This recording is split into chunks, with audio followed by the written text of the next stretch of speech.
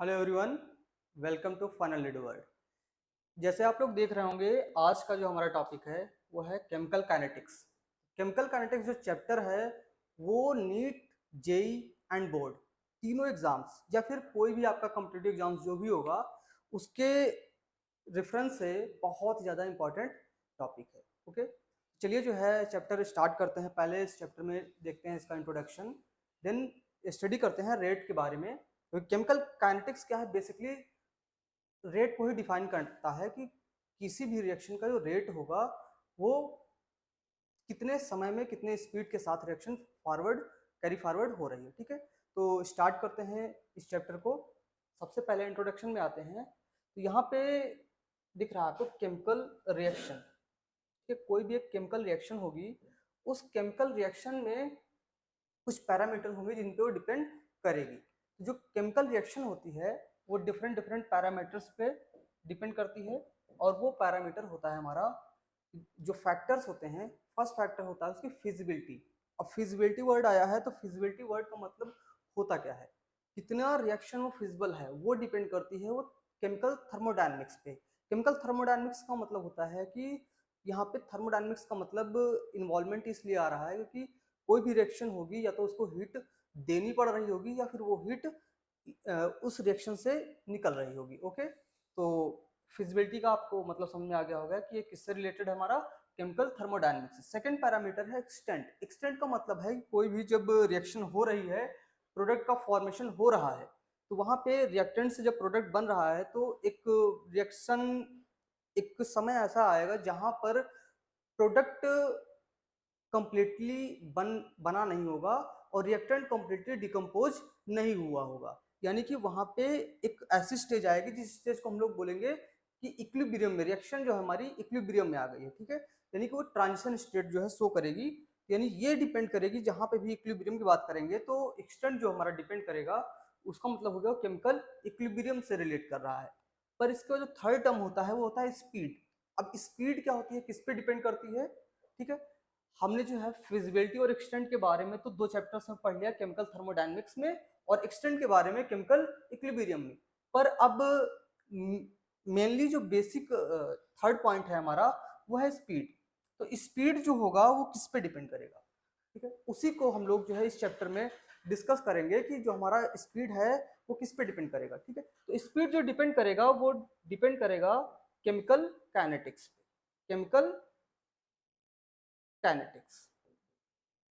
Okay, अब chemical kinetics जो हमारा तीन चैप्टर्स, कोई भी रिएक्शन जब हम प्रोसीड करवा रहे हैं तो तीन चैप्टर हमारे इन्वॉल्व हो गए। एक तो हमारा फर्स्ट चैप्टर हो गया केमिकल थर्मोडायनेमिक्स, सेकंड हो गया केमिकल इक्विलिब्रियम एंड थर्ड हो गया केमिकल काइनेटिक्स। यहाँ पे क्या होगा, किसी भी रिएक्शन की हम लोग स्पीड के बारे में स्टडी करेंगे। स्पीड के बारे में कैसे स्टडी करेंगे?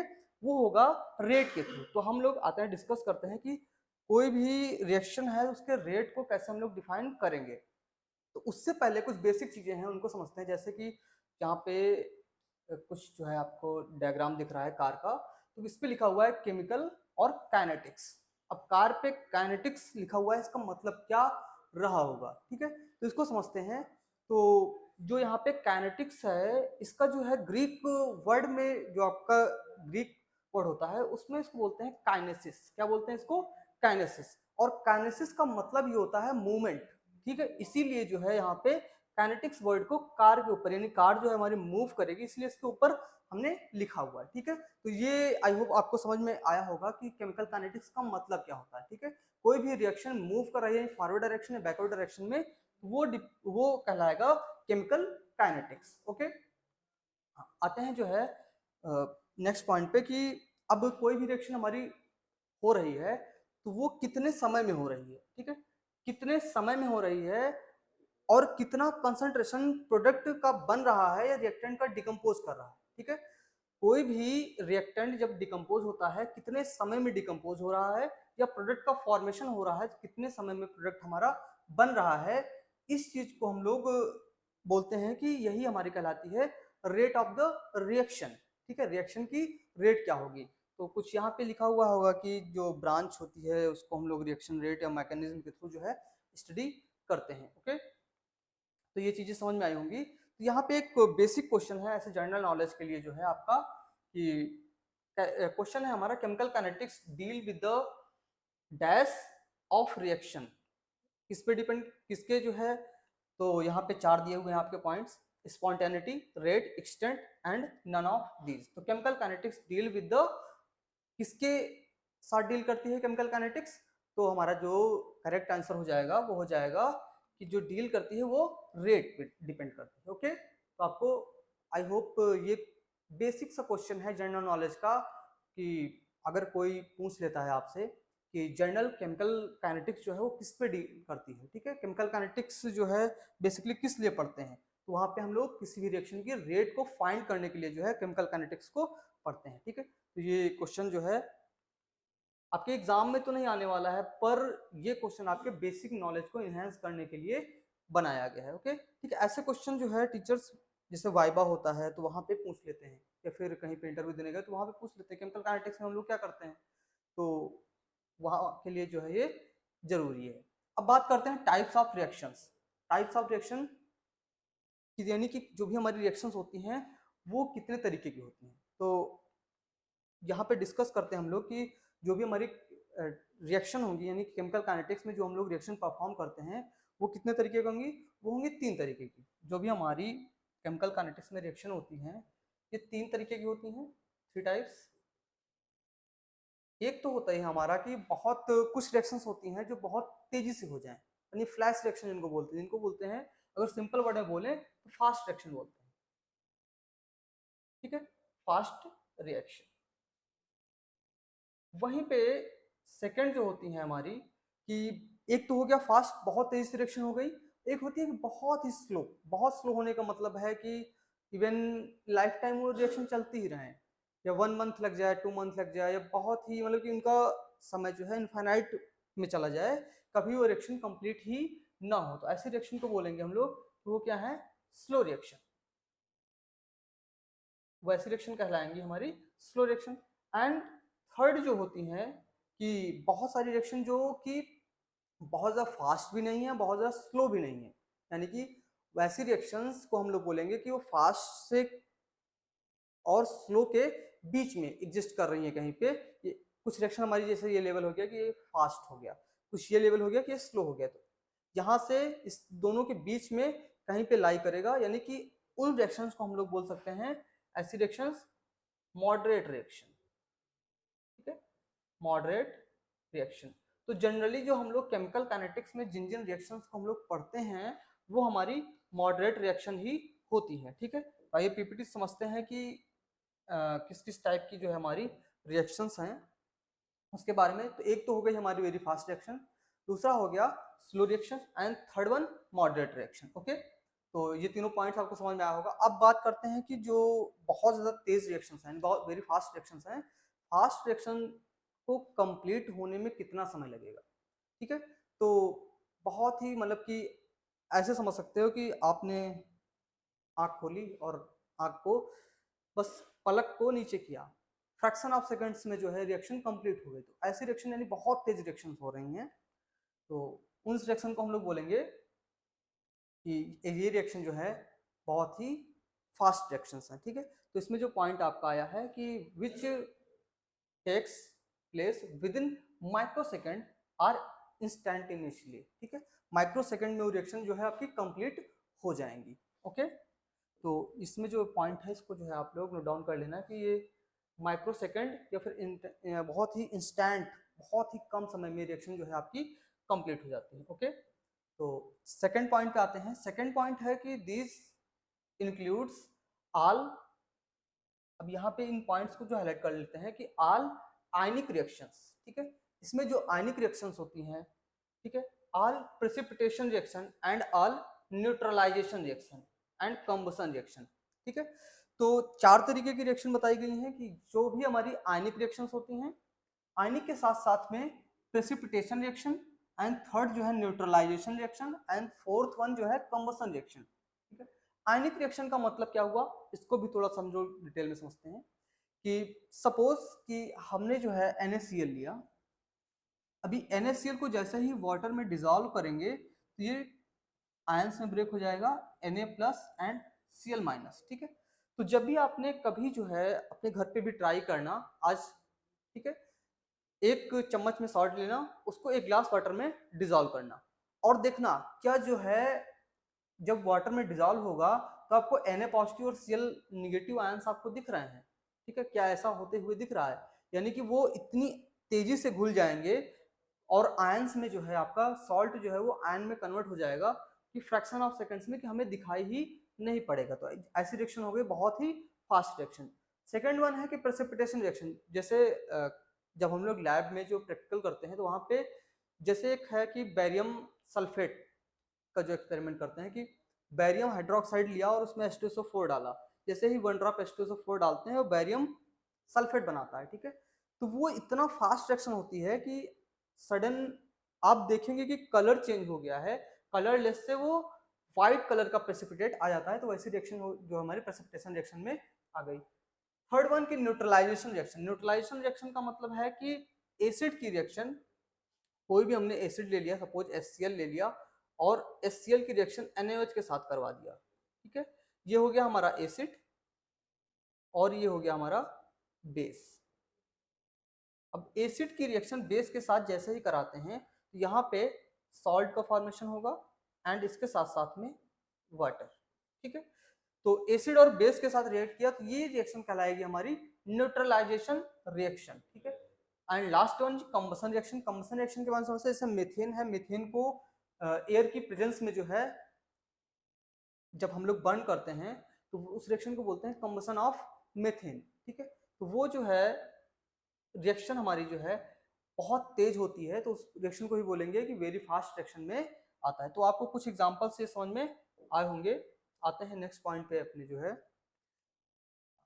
कि इसके कुछ एग्जांपल्स को यहाँ भी समझते हैं। जैसे कि यहाँ पे दिया हुआ है कि precipitation of silver chloride occurs by mixing of aqueous solution of silver nitrate and sodium chloride, ठीक है। इसके बारे में जो है थोड़ा सा स्टडी करते हैं कि क्या इसमें जो है बताया गया है। ओके, यहाँ पे सिंपल सा बताया गया है कि जो हमारा सिल्वर नाइट्रेट है उसकी रिएक्शन जब सोडियम क्लोराइड के साथ कराते हैं तो ये यहाँ पे Cl निगेटिव आयन और यहाँ से Ag पॉजिटिव आयन, यहाँ से Ag पॉजिटिव और यहाँ से Cl निगेटिव, दोनों आपस में रिएक्ट करके AgCl बनाते हैं और जो कि वाटर में जो है, या फिर ये कहते हैं इसको, ये क्या है हमारा स्पायरेंगली सॉल्युबल साल्ट, ठीक है। इसका प्रेसिपिटेट जो है वो सेटल डाउन हो जाता है और साथ साथ में NaNO3 जो है वो बाय प्रोडक्ट जो है आपका बनता है।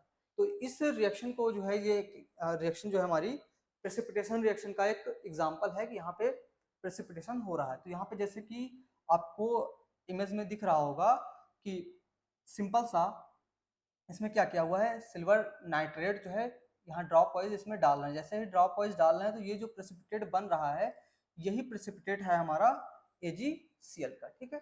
AgCl का प्रेसिपिटेट जो है यहाँ पे बन रहा है। ओके, तो ये रिएक्शन आपको समझ में आई होगी। आते हैं अपने जो है नेक्स्ट टॉपिक पे। नेक्स्ट है हमारा स्लो रिएक्शन। अब स्लो रिएक्शन की जब बात करते हैं तो अभी हम लोगों ने समझा है कि स्लो रिएक्शन ऐसी रिएक्शन होंगी जिनमें कंप्लीट होने के लिए बहुत ज्यादा समय लगे। बहुत ज्यादा समय लगने का मतलब है कि वो एक दिन में भी कंप्लीट हो सकती हैं, या एक मंथ में, या एक साल में, या लाइफ लॉन्ग वो चलती रहें। यानी कि ऐसी रिएक्शन जो कि बहुत ज़्यादा टाइम कंज्यूम करें, उन रिएक्शंस को हम लोग बोलेंगे। वो रिएक्शन कैसी रिएक्शन है, स्लो रिएक्शन। ओके, ये पॉइंट आपको समझ में आया होगा जो हम लोगों ने पहले डिस्कस किया हुआ था। अब इसका जो एग्जाम्पल, बेस्ट एग्जाम्पल है वो रस्टिंग ऑफ आयरन। आपने देखा होगा कि आपके घर के आसपास या फिर ऐसे कहीं पार्क में घूमने जा रहे हैं तो पार्क में देखा होगा कि जो ग्रिल लगी होती है चारों तरफ, वो लोहे की रॉड होती है, ठीक है। उन लोहे की रॉड्स पे जब पानी वानी गिरता है, ठीक है, तो उसके साथ साथ वाटर तो रिएक्ट कर रहा है आयरन के साथ और एटमॉस्फेयर में ऑक्सीजन प्रेजेंट है। तो वहां पे क्या होता है कि जो हमारा रिएक्शन होती है उस रिएक्शन को समझते हैं कि आयरन की रॉड है, वहां पे आयरन की रॉड जो है वो ऑक्सीजन के साथ रिएक्ट करती है जो कि एटमॉस्फेयर में प्रेजेंट होती है, और साथ साथ में जो मॉइस्चर में या पानी जो बारिश होती है उससे जो भी वाटर आता है उनके साथ रिएक्ट करके फेरिक हाइड्रोक्साइड FeOH का होल थ्राइस जो है बनाता है। इसी को बोलते हैं रस्टिंग ऑफ आयरन, ठीक है। ये क्या है हमारा रस्टिंग ऑफ आयरन। ओके, तो यहाँ पे आपको इमेज में दिख रहा होगा कि रस्टिंग ऑफ आयरन क्या है, ऐसा कुछ जो है दिखता है कि जिसको बोलते हैं, अगर जनरल जनरल लैंग्वेज बोले कि ऐसा बोलते हैं कि लोहे में जंग लग गई है, ठीक है, तो वही हमारा कहलाता है रस्टिंग ऑफ आयरन। अब रस्टिंग ऑफ आयरन जब देखा होगा कि वो बहुत तेजी से नहीं हो जाता है, ठीक है, एक दिन में तो रिएक्शन नहीं हो जाती, उस रिएक्शन को होने में कुछ ना कुछ टाइम लगता है, ठीक है, उस टाइम यानी कि वो रिएक्शन क्या हो रहा है, इस रिएक्शन में टाइम लग रहा है, टाइम लगने की वजह से वो रिएक्शन क्या हो जाएगी हमारी स्लो रिएक्शन। ओके, तो ये पॉइंट आपको समझ में आया होगा। अब आते हैं कि मॉडरेट रिएक्शन होती क्या है, इनके बारे में समझते हैं। तो मॉडरेट रिएक्शन के बारे में जैसे अभी हम लोगों ने डिस्कस किया था कि मॉडरेट रिएक्शन जो भी होंगी वो फास्ट रिएक्शन से कम टाइम कंज्यूम करेंगी और स्लो रिएक्शन से थोड़ा सा ज्यादा, ठीक है, यानी कि उन दोनों के बीच में कहीं पे टाइम जो है उसका आएगा कि कुछ मॉडरेट लेवल पे जो है, यानी कि अगर कोई रिएक्शन जो है fast reaction fraction of second में हो रही है, स्लो रिएक्शन जो है एक दिन में हो रही है, तो ये मॉडरेट रिएक्शन जो है वो एक दो घंटे में होंगी, ठीक है, ऐसे बेसिक जो है समझते हैं। तो ये बहुत ज्यादा रिएक्शन जो है जैसे कि यहाँ पे पॉइंट में बताया गया है कि नाइदर स्लो नॉर फास्ट, ठीक है, ये क्या होगा, इन दोनों के बीच में रिएक्शन जो है कहीं पे लाई करेंगी। ओके, हाँ, अब इसके एग्जाम्पल की बात करते हैं, तो एग्जाम्पल में जो बेस्ट एग्जाम्पल है इसका वो होता है डिकम्पोजिशन ऑफ हाइड्रोजन परऑक्साइड। जब हाइड्रोजन परऑक्साइड का डिकम्पोजिशन होता है तो वहां से फॉर्मेशन होता है वाटर का, ठीक है, तो इस रिएक्शन को समझते हैं कि यहाँ पे जैसे H2O2 हमने ले लिया, अब H2O2 को जो है यहाँ पे H2O2 है, H2O2 का हमें जो है डिकम्पोजिशन कराना है, तो ये कन्वर्ट हो जाता है H2O2 जो है वाटर प्लस उसके साथ साथ में ऑक्सीजन, ठीक है, तो अगर क्योंकि एग्जाम में आपसे पूछेंगे कि मॉडरेट, ऐसे पूछ लेंगे कि which is the moderate reaction, तो वहां पे कुछ आपको एग्जांपल्स जो है वो याद रखने होंगे कि मॉडरेट रिएक्शन के एग्जांपल्स क्या हैं।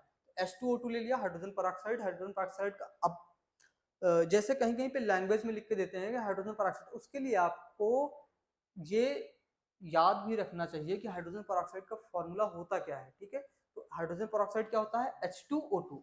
अब H2O2 को जैसे ही डिकम्पोज करते हैं तो वाटर और उसके साथ साथ में ऑक्सीजन गैस जो है वो बनती है, तो ऑक्सीजन गैस जो बनेगी वो निकल जाएगी और वाटर आपको जो है लिक्विड फॉर्म में मिल जाएगा। ओके, ये एग्जांपल समझ में आया होगा। इसके बाद आते हैं जो है नेक्स्ट, यहाँ पे कुछ डायग्राम से जो दिखाया गया है कि H2O2 दो मोल यहाँ पे H2O2 आपस में रिएक्ट किए, यहाँ पे ये जो आपको व्हाइट कलर से दिख रहे हैं ये क्या है, हमारे हाइड्रोजन हैं, और जो रेड कलर से दो बॉल दिख रहे हैं वो क्या है, ऑक्सीजन के बॉल्स हैं, ठीक है, दोनों आपस में रिएक्ट किए तो ये कन्वर्ट हो गए H2O में, ठीक है, ये आपका ऑक्सीजन का बॉल हो गया और ये दो जो है आपके वो हाइड्रोजन के बॉल हो गए, तो 2 मोल जो है आपके वाटर मॉलिक्यूल और प्लस साथ में ऑक्सीजन मॉलिक्यूल जो है फॉर्म हो रहा है, ठीक है, तो ये आपको समझ में आ जाएगा डायग्राम से। तो इसके बाद नेक्स्ट एग्जांपल है कि जो आपका शुगर होता है, ठीक है, शुगर का मतलब हुआ कि केन शुगर, केन शुगर से जो हम लोग एक्सट्रैक्ट करते हैं तो वो होता है हमारा सुक्रोज, ठीक है, केन शुगर जो होता है उससे हम लोग सुक्रोज को जो है एक्सट्रैक्ट करते हैं, और सुक्रोज का क्या फार्मूला होता है C12H22O11, ठीक है, C12H22O11। जब वाटर के साथ इसकी रिएक्शन करवाते हैं यानी कि बेसिक हाइड्रोलिसिस करवाते हैं तो यही जो है आपका कन्वर्ट हो जाता है ग्लूकोज एंड फ्रक्टोज में, ठीक है, जब सुक्रोज का हाइड्रोलिसिस करवाते हैं तो ये कन्वर्ट हो जाता है ग्लूकोज और फ्रक्टोज में। तो एक आपका चैप्टर है क्लास 12 का ही, जैसे केमिकल काइनेटिक्स है आपका फिजिकल का चैप्टर, वैसे ही आपका चैप्टर है बायोमोलिक्यूल्स,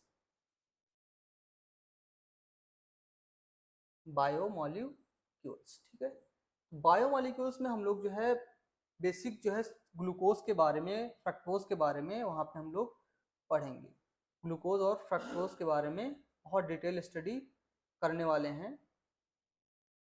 ओके, तो वो चैप्टर भी हम लोग जो है इसी सीरीज में जो है करने वाले हैं, और साथ साथ में जो हमारी लाइव क्लासेस होंगी उसमें हम लोग सिस्टमैटिक पूरा, जैसे कि यहाँ पे आपको लेक्चर्स देखने को मिल रहे हैं तो उसमें आपके जो डाउट्स हैं, जो आपके क्वेश्चंस हैं, उसको भी हम लोग आपके साथ डिस्कस करने की कोशिश करेंगे, ठीक है, तो यानी कि क्लासेस जो होंगी वो इंटरेक्टिव क्लासेस के थ्रू, यानी कि 1 to 1 आपके जो भी डाउट्स होंगे उन डाउट्स को हम लोग जो है डायरेक्ट स्टूडेंट के डाउट्स को डायरेक्ट क्लास में, ताकि और भी बच्चे जिनका डाउट ये हो रहा होगा, या जो भी और भी स्टूडेंट जो हमारे पोर्टल पे हैं उनके साथ भी आप लोग जो है कम्युनिकेट कर सकते हैं, क्योंकि हमारा एक सेक्शन है फोरम, तो फोरम के थ्रू उसमें जाके आप लोग जब आप लोग ज्वाइन करेंगे बैच को, तो बैच में जाके वहाँ पे फोरम से एक दूसरे से भी डिस्कस कर सकते हैं, टीचर्स भी उसमें रहेंगे और उसमें जो है आपके स्टूडेंट भी, तो वहाँ पे आप लोग डायरेक्ट डिस्कस कर सकते हैं एज लाइक जैसे कि आप लोग का व्हाट्सएप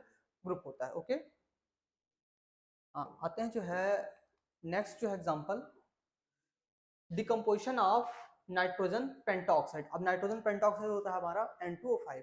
N2O5 जब डिकम्पोज करता है तो बनाता है NO2 और प्लस उसके साथ में ऑक्सीजन। ठीक है, तो ये बेसिक जो आपके 3 एग्जांपल्स कराए गए हैं इनको थोड़ा सा आप लोग ध्यान में रखना।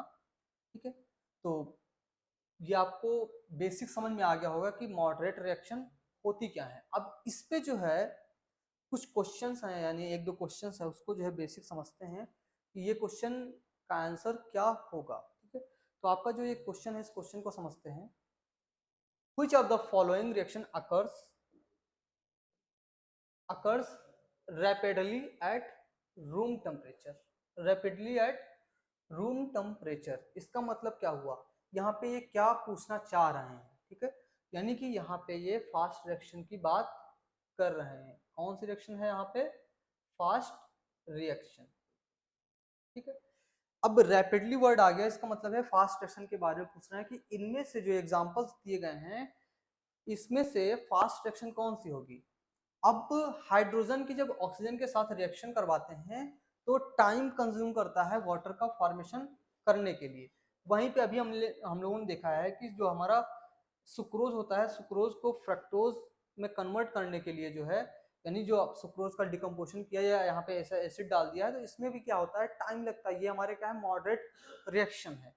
वहीं पे जो आपका NO2 का जो फॉर्मेशन होता है ये भी क्या है, हमारा जो है सिंपल सा मॉडरेट रिएक्शन है। ठीक है, तो यहाँ पे बचा हमारा कि वाटर में अगर कहीं से हमें एसिड और बेस, ठीक है, H प्लस और OH माइनस का मतलब क्या होता है, एसिड और बेस। अब एसिड और बेस की रिएक्शन जैसे ही करवाते हैं तो न्यूट्रल होने की कोशिश करते हैं। ठीक है, न्यूट्रल होने की कोशिश जैसे ही करेंगे, यहाँ पे H प्लस और OH माइनस आपस में कंबाइन करके बहुत तेजी से वो आपको वाटर का फॉर्मेशन करेंगे। ठीक है, वाटर का फॉर्मेशन करेंगे, तो यही रिएक्शन क्या हो जाएगी आपकी, बहुत ही फास्ट रिएक्शन हो जाएगी। ठीक है, तो आते हैं देखते हैं कि कौन सा ऑप्शन आपका जो है करेक्ट होगा। तो यही आपका जो ऑप्शन है वो करेक्ट है। देन नेक्स्ट क्वेश्चन है कि speed of the reaction can be.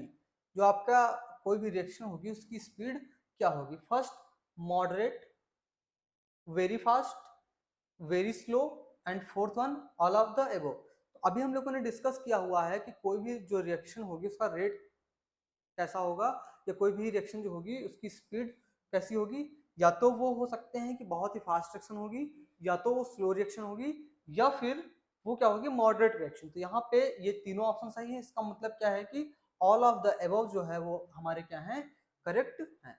Okay, third question पे आते हैं। थर्ड क्वेश्चन जो है हमारा उसको देखते हैं कि chemical kinetics deal with those reaction which occurs at. Chemical kinetics deal with those reaction which occurs at.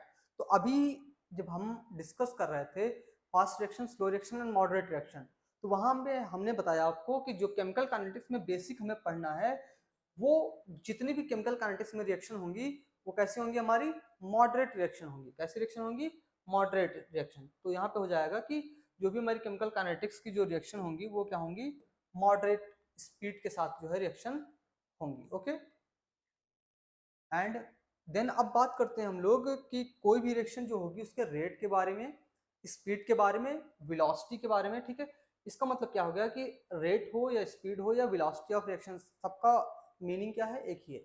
अगर वेलोसिटी की बात करते हैं तो क्या हो जाएगा, कितने समय में कितना जो है रिएक्शन कैरी फॉरवर्ड हुआ है। ठीक है, वही जो है हमारा रेट भी होता है। ओके, यहाँ पे जैसे एक रिएक्टेंट है और एक प्रोडक्ट है। अब सपोज कि जैसे यहाँ पे डायग्राम से दिखाया गया है कि कार जो है कितने समय में, ऑटोमोबाइल को दिखाया गया है कि speed of an automobile is expressed as. ठीक है, कैसे जो है स्पीड जो है वो एक्सपेक्ट करेगी, यानी कि जो हमारा कार है वो क्या है, रिएक्टेंट है, ठीक है, और जो डिस्टेंस ट्रेवल करके जब कहीं पे पहुंचेगी तो वो हो जाएगा प्रोडक्ट, ठीक है।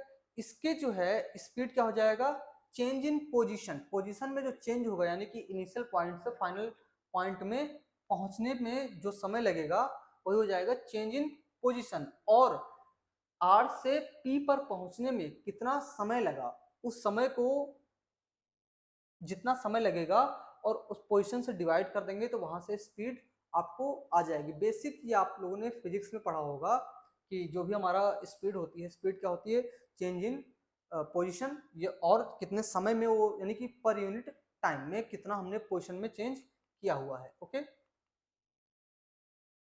देन जो है अब बात करते हैं रेट ऑफ केमिकल रिएक्शन। अब केमिकल रिएक्शन की अगर बात करें हम लोग तो ये हमारा रिएक्टेंट हो गया और ये हो गया प्रोडक्ट। तो यहाँ पे केमिकल रिएक्शंस की जब हम लोग बात करते हैं तो वो कहलाता है हमारा रेट, ठीक है।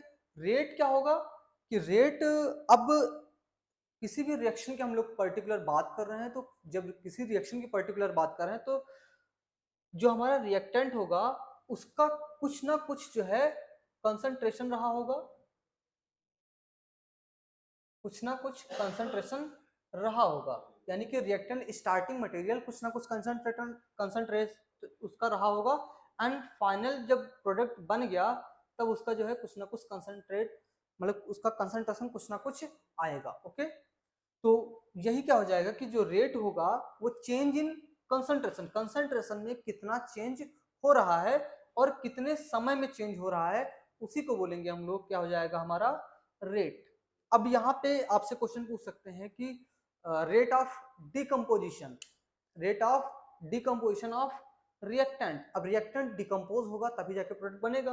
अब प्रोडक्ट बनेगा इसका मतलब क्या है कि rate of formation of product. अब कोई चीज अगर डिकम्पोज हो रही है, डिकम्पोज होने का मतलब है वो कम हो रही है, ठीक है। कम होने का मतलब है कि वहां पे हम लोग ऑलवेज लगाएंगे माइनस साइन, ठीक है। अगर तो रिएक्टेंट के केस में क्या हो जाएगी हमारा माइनस साइन, कोई भी रिएक्शन करवा रहे हैं तो वहां पे रिएक्टेंट के केस में जो है माइनस साइन, और प्रोडक्ट के केस में क्या हो जाएगा, क्योंकि प्रोडक्ट हमारा जो है फॉर्म हो रहा है तो प्रोडक्ट के केस में हो जाएगा हमारा प्लस साइन, ठीक है। तो ये आप लोग ध्यान में रखना कि रिएक्टेंट के केस में जो है वो आपका माइनस साइन, एंड प्रोडक्ट के केस में हम लोग प्लस साइन लिखेंगे। जब भी रेट को लिखेंगे तो वहां पे माइनस साइन सिर्फ इंडिकेट करेगा कि वहां पे रेट ऑफ डिकम्पोजिशन हो रहा है, प्लस साइन इंडिकेट करेगा रेट ऑफ फॉर्मेशन हो रहा है। ओके,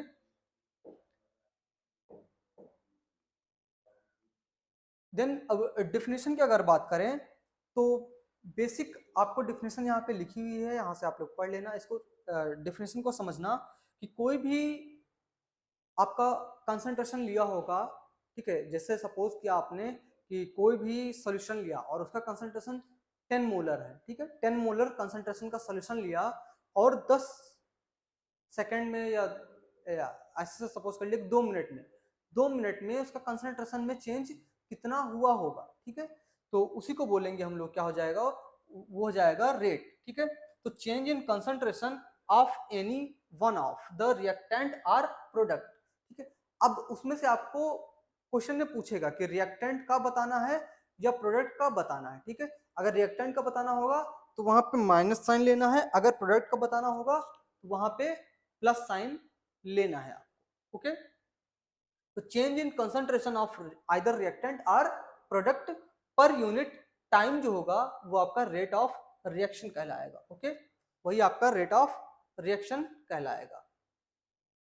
अब इसके रिप्रेजेंटेशन की बात करें तो सबसे पहले क्या है कि कोई रिएक्टेंट है और उससे प्रोडक्ट का फॉर्मेशन हो रहा है, तो रेट ऑफ डिकम्पोजिशन का मतलब क्या हुआ, rate of disappearance of reactant. R क्या है हमारा रिएक्टेंट, तो इसके लिए हम लोग क्या करेंगे कि रेट ऑफ रिएक्शन जो होगा, रेट ऑफ रिएक्शन में कितना उसका कंसंट्रेशन में डिक्रीज हुआ है, जितना उसके कंसंट्रेशन में डिक्रीज होगा उसको कितने समय में कंसंट्रेशन में डिक्रीज हुआ है उससे डिवाइड कर देंगे, तो वही हमारा रेट ऑफ रिएक्शन जो है हो जाएगा, ठीक है।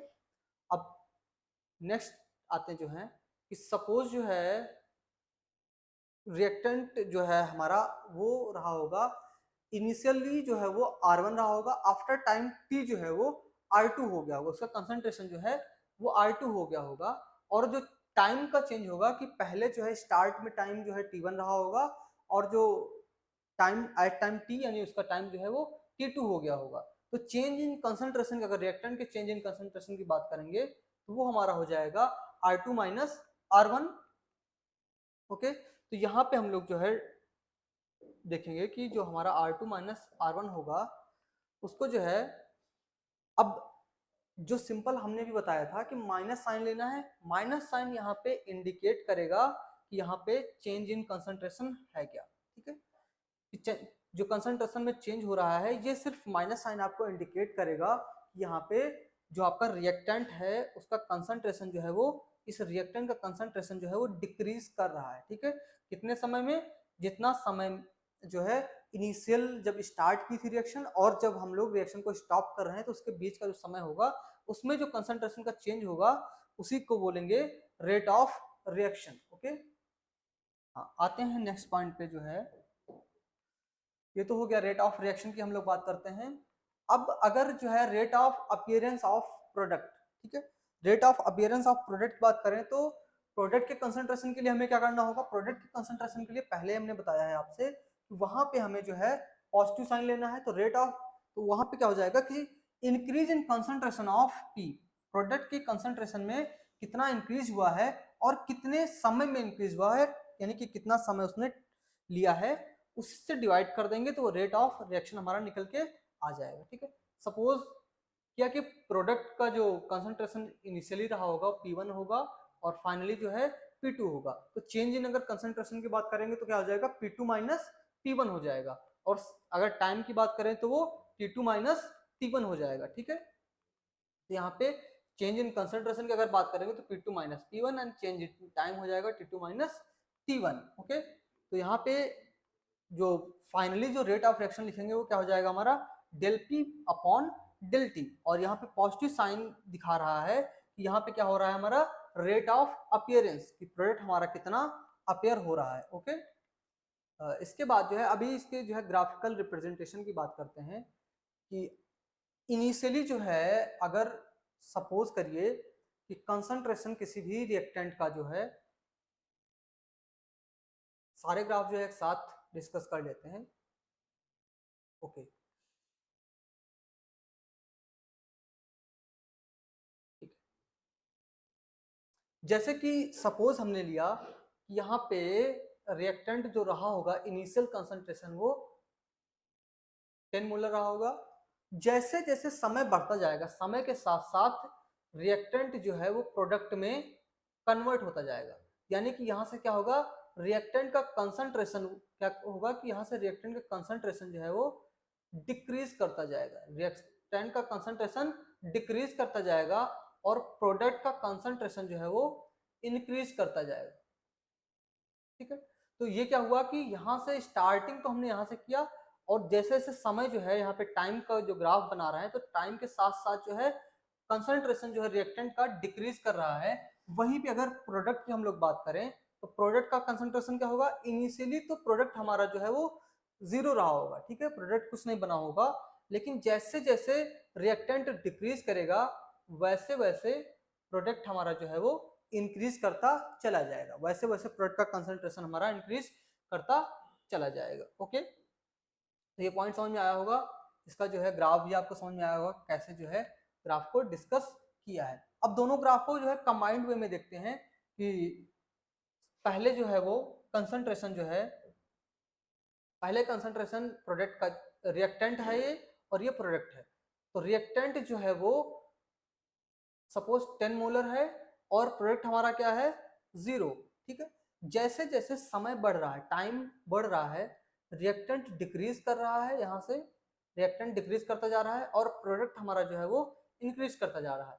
फिर एक पॉइंट आएगा, इस पॉइंट को यहाँ से जो है हम लोग बोलेंगे यहाँ पे हमारी रिएक्शन जो है वो इक्विलिब्रियम में आ गई, यानी इसको बोलेंगे यहाँ पे क्या है, ट्रांजिशन स्टेट आ गया इसका, जहां से प्रोडक्ट और रिएक्टेंट का कंसंट्रेशन जो है दूसरे के इक्वल हो गया। इस पॉइंट पे जो आपका रिएक्टेंट का कंसंट्रेशन होगा और प्रोडक्ट का कंसंट्रेशन होगा वो जो है इक्वल हो जाएगा। ओके, इसके बाद क्या होगा, प्रोडक्ट का कंसंट्रेशन जो है बढ़ता चला जाएगा और रिएक्टेंट का कंसंट्रेशन जो है वो घटता हुआ चला जाएगा। तो ये भी आपको ग्राफ जो है वो समझ में आया होगा।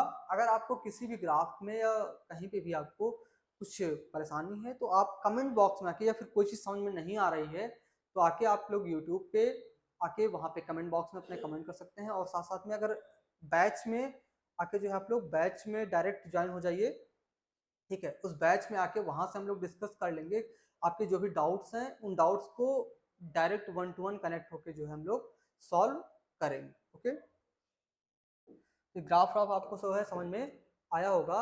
आते हैं जो है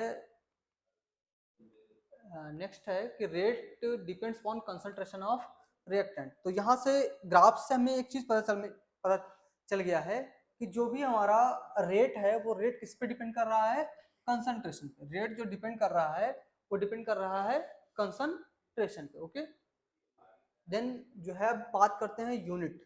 जो हमारा रेट ऑफ रिएक्शन है उसकी अगर यूनिट की बात करें तो यूनिट क्या हो जाएगा कि जो भी हमने रिएक्ट ऐसे ऐसे समझते हैं कि जो हमने रेट लिखा वो रेट क्या था हमारा, change in concentration, change in concentration upon time. अब कंसंट्रेशन को हमने किस में लिया था, मोलर में, ठीक है। और टाइम क्या होगा, या तो मिनट में होगा या फिर अगर सबसे छोटी यूनिट की बात करें तो हो गया हमारा सेकंड में, ठीक है। तो यहां से अगर यूनिट की हम लोग सिंपल सा बात करते हैं तो हो जाएगा मोलर सेकंड इनवर्स। अब मोलर का मतलब क्या होता है, मोल पर लीटर, ठीक है। इसको और भी डिराइव कर सकते हैं कि हो जाएगा हमारा मोल लीटर इनवर्स सेकेंड इनवर्स, ठीक है। तो जो रेट हमारा जो हो जाएगा वो हो जाएगा मोल लीटर इनवर्स सेकेंड इनवर्स। तो रेट जो आप रेट ऑफ रिएक्शन की जो यूनिट होगी वो हो जाएगी हमारी मोलर, एक तो हो गया मोलर पर सेकेंड या मोल पर लीटर पर सेकेंड। अगर यहीं पे कोई गैस होती, ठीक है, तो गैस का कंसंट्रेशन या फिर गैस का जो प्रेशर होगा वो हम लोग किसमें मेजर करते हैं, वो मेजर करते हैं एटीएम में। अगर गैस की बात करते हैं तो गैस का जो प्रेशर होता है, गैस में जो प्रेशर होगा उस प्रेशर को मेजर करते हैं एटमॉस्फेरिक प्रेशर, ठीक है। तो वहां पे हो जाएगा मोल पर लीटर की जगह पे एटीएम सेकंड इनवर्स, ठीक है। तो ये आपको समझ में आया होगा। आप आते हैं जो है अपने पॉइंट से जो है समझते हैं ये क्या होगा। या तो आपका मोलर सेकंड हो जाएगा या मोल पर लीटर सेकंड इनवर्स हो जाएगा, ठीक है। इसी को सेकंड की बजाय आप मिनट भी कर सकते हैं, और लीटर को हम लोग डेसीमीटर, यूनिट कन्वर्जन में आप लोगों ने पढ़ा होगा या फिर नहीं पढ़ा है तो जब हम लोग जो है यूनिट कन्वर्जन पढ़ेंगे तो उसमें आप लोग सीख लेना कि लीटर को डेसीमीटर में लिखते कैसे हैं, ठीक है। अब गैसेस रिएक्शन की बात की है, जो अभी हम लोगों ने डिस्कस किया कि गैसेस रिएक्शन होगी तो वहां पे यूनिट क्या हो जाएगा कि जो हमारा पार्शियल प्रेशर होगा उसमें जो चेंज होगा, ठीक है, पार्शियल प्रेशर में जो चेंज होगा with respect to time, time के साथ में जो चेंज हुआ है उसी को हम लोग बोलेंगे क्या हो जाएगा, हमारा यूनिट हो जाएगा, ठीक है। तो प्रेशर की यूनिट क्या हो जाएगी, एटमॉस्फेरिक, ठीक है, एटीएम, एंड टाइम का सेकंड इनवर्स, तो हो जाएगा एटीएम सेकंड इनवर्स। अब इस पे जो है क्वेश्चन करते हैं कि unit of rate of reaction involve gases can be expressed as. अब गैसेस के केस में कैसे एक्सप्रेस करेंगे, ठीक है। तो फर्स्ट हमारा जो है वो मोल में, सेकंड है mole litre inverse second inverse, third हमारा ATM second inverse, and fourth one all of these. यहाँ पे आपको क्वेश्चन में देखना है कि क्वेश्चन में क्या पूछा हुआ है। इतना ही क्वेश्चन नहीं पढ़ना है आपको कि unit of rate, unit of rate जैसे ही पढ़ेंगे आप तो आपको लगेगा कि बी ऑप्शन भी सही है और सी ऑप्शन भी सही है, लेकिन उसके आगे पढ़ना है कि इन्वॉल्विंग गैसेस, ठीक है, इन्वॉल्विंग गैसेस यानी गैस के बारे में पूछा हुआ है तो गैस को हम लोग कैसे एक्सप्रेस करेंगे, प्रेशर के टर्म में। तो प्रेशर में क्या हो जाएगा हमारा एटीएम सेकेंड इनवर्स। तो हमारा जो आपका सी ऑप्शन है वो जो है करेक्ट हो जाएगा। ओके,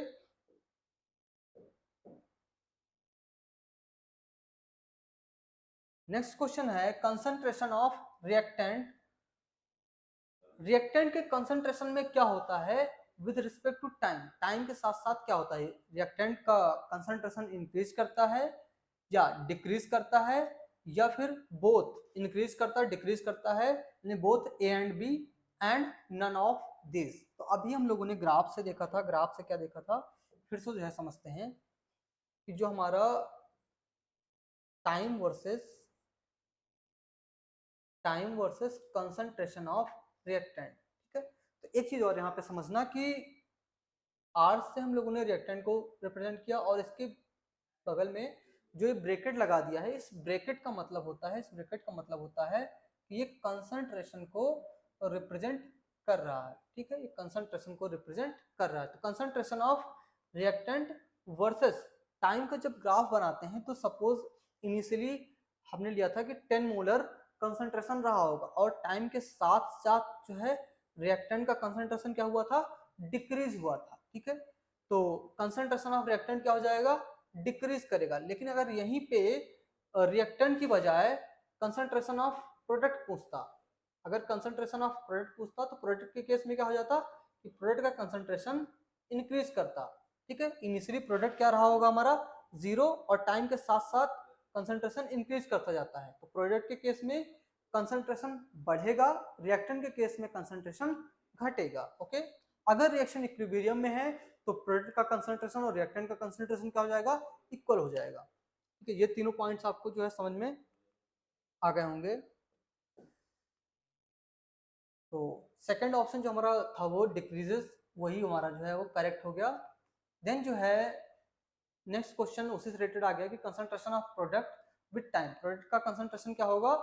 तो अभी हम लोगों ने डिस्कस किया है कि इंक्रीज करेगा, प्रोडक्ट का कंसंट्रेशन इंक्रीज करेगा, ओके। तो ये जो है आपको जो भी आज के लेक्चर में हम लोगों ने पढ़ा हुआ है केमिकल काइनेटिक्स में रेट के बारे में, यानी कि रेट ऑफ रिएक्शंस के बारे में, वो आपको समझ में आया होगा। अगर इसमें आपको कोई भी डाउट है, ठीक है, कोई भी किसी भी तरीके का डाउट है, तो उस डाउट को आप लोग डायरेक्ट 1 to 1 कनेक्ट होके, यानी कि आप चाहे यूट्यूब से हमसे कनेक्ट हो जाइए और यूट्यूब पे कमेंट बॉक्स में आके कमेंट करिए और वहां से अपने डाउट को सॉल्व करा सकते हैं, या फिर डायरेक्ट हमारी वेबसाइट पे आइए www.funnelleaderworld.com, ठीक है। आइए उसको आपको हम थोड़ा सा बता देते हैं कि कैसे आपको वहाँ पे आना है, ठीक है।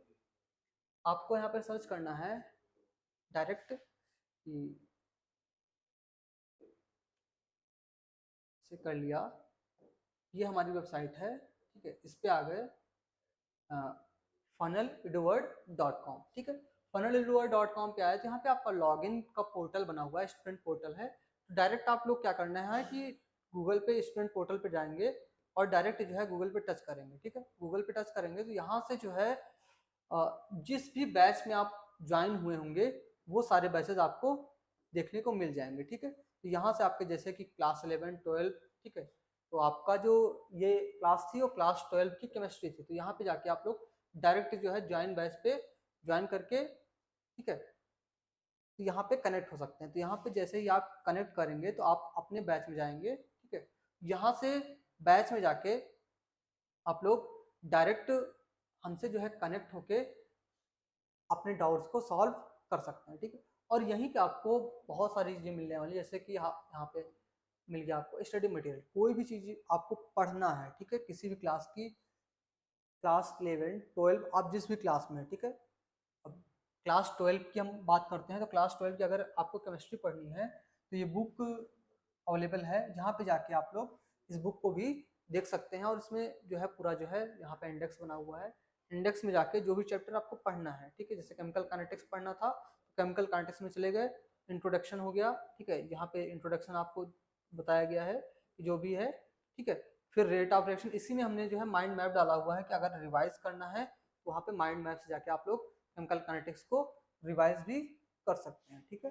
तो आई होप ये चीज़ें आज आपको जो भी हम लोगों ने पढ़ा वो समझ में आया होगा, ठीक है। तो आपको ये जो भी आज का लेक्चर हुआ है केमिकल काइनेटिक्स का वो समझ में आया होगा। अगर इस लेक्चर में कोई भी डाउट है आपको तो आप लोग डायरेक्ट कनेक्ट होके हमसे जो है इसमें जो भी डाउट है उसको आप लोग क्लियर करा सकते हैं, ओके। Thank you.